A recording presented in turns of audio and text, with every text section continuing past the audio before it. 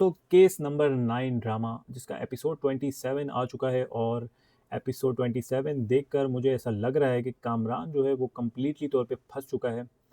और उसको टेंशन खाई जा रही है कि यार अब मैं क्या करूँ या मैं कहाँ जाऊँ, मैं किसको पकड़ूँ। तो ये उसका हाल हो गया है क्योंकि जैसे ही एपिसोड शुरू होता है 27 तो उसमें शुरुआत में ही उसकी जो वाइफ़ है उसको सारी हकीकत इसकी जो है वो पता चल जाती है। उसके सारे काले चिट्ठे उसके सामने आ जाते हैं क्योंकि वो जो हार्ड ड्राइव वो लेकर आती है अपने साथ, उसमें वो पूरी फुटेज देख लेती है।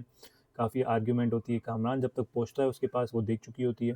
और वो उसको कहती है कि भाई तू जो है वो ड्रामे कर रहा था, तू मुझे झूठ कह रहा था, तूने जो है वो कहानी सारी बनाई, तूने सबको फँसाया, मुझे तो पहले से शक था। तो ख़ैर भाई कामरान फिर भी टोपियाँ देने की कोशिश करता है उसको, लेकिन सूरत हाल जो है वो ख़तरनाक हो चुकी है उसके लिए। उसकी वाइफ़ ने भी उसको अल्टीमेटम दे दिया है कि भाई मैं तो अब तो तुझे मैं यहाँ पे छोड़ूँगी ही नहीं। लेकिन जाते-जाते जो है वो हार्ड ड्राइव लेकर जाता है जिसमें वो फुटेज है, बट अब मुझे ऐसा लगता है कि शायद उसकी जो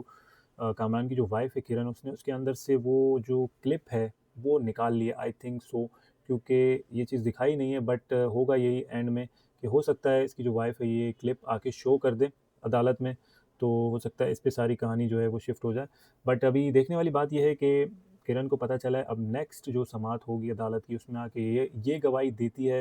या नहीं देती। वो कामरान हार्ड ड्राइव तो ले लेता है अपनी वाइफ़ से, बट उसको टेंशन लगी रहती है कि यार मैं हार्ड ड्राइव का क्या करूँ? फिर वो जाके समंदर में फेंक देता है हार्ड ड्राइव और काफ़ी जो है वो अपने पाँवों के तले कुचल के जो है वो हार्ड ड्राइव को वो फेंकता है, क्योंकि आखिरी सबूत होता है उसकी जो है वो बेगुनाही नहीं, सॉरी, उसकी जो जो मतलब जो उसका जुर्म होता है, जुर्म का आखिरी सबूत वो मिटा देता है।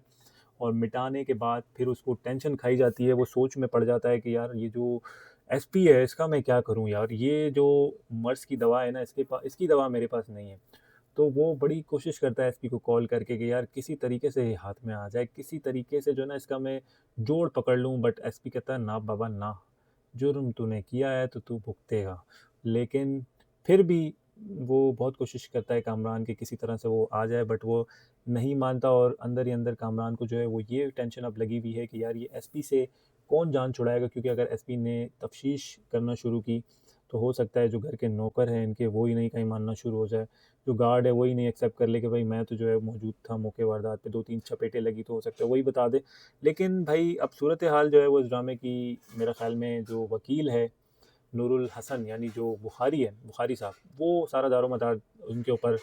है कि वो किस तरह आगे इसको टारगेट करते हैं। अगर अगर उस जो कामरान की वाइफ़ है वो अदालत आके गवाही नहीं देती, अगर ये सारे ही एक साथ देते हैं तो शायद वो टैकल कर, लेकिन अगर कामरान की वाइफ़ आके जो है वो गवाही दे देती है तो फिर जो है वो गया बंदा तो गया। रिव्यू आपको पसंद आया हो तो प्लीज़ लाइक और कमेंट सब्सक्राइब लाज़मी करें और आप भी बताएँ कि क्या होगा अगले अगले एपिसोड में, क्या हो सकता है, क्या पॉसिबिलिटी हो सकती है। प्रोमो देख के फिर बात करेंगे इंशाल्लाह।